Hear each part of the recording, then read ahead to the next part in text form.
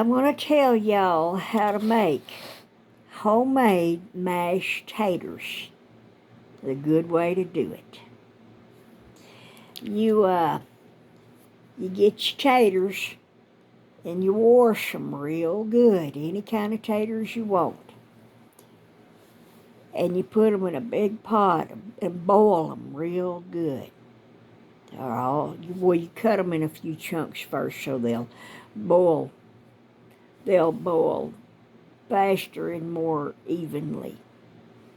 When chunks are all tender, and you drain them, strain them, put them in a big bowl, or you can leave them in that pot if you want to.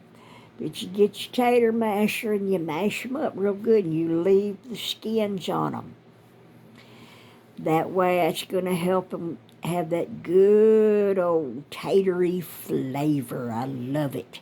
Mm-mm. Now, when you mash them up, you leave a few lumps in it. Don't mash them until they're just mashed to smithereens, because then that's not so good. Leave them kind of lumpy, because that's what makes them good and tatery. And then you put in your butter, your melted butter. Make sure it's got butter in it. Real cow's butter. And salt and pepper, and maybe even some chives. And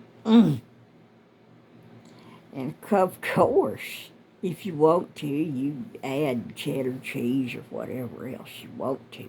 But if you just want your basic mashed taters, Wonder Granny West Texas style, that's how you make them.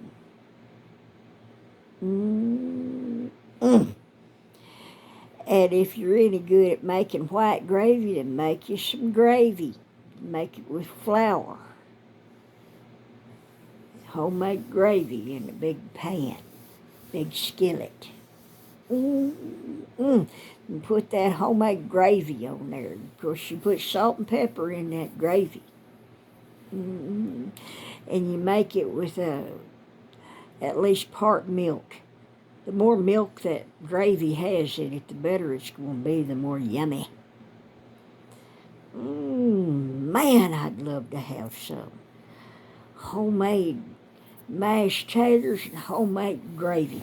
And I'll tell you, the best cook in the world was my granny. She could cook taters any way you wanted them. She could cook taters so good, and she made the world's best homemade gravy.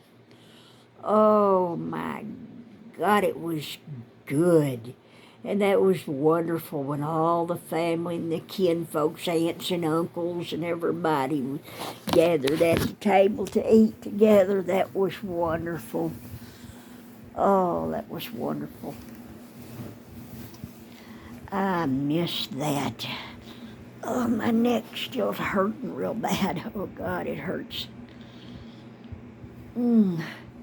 But I miss that, eating at Granny's house, eating her good cooking. Oh, man, she could cook.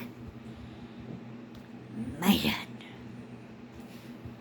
Well, that's just what I wanted to share with you this evening.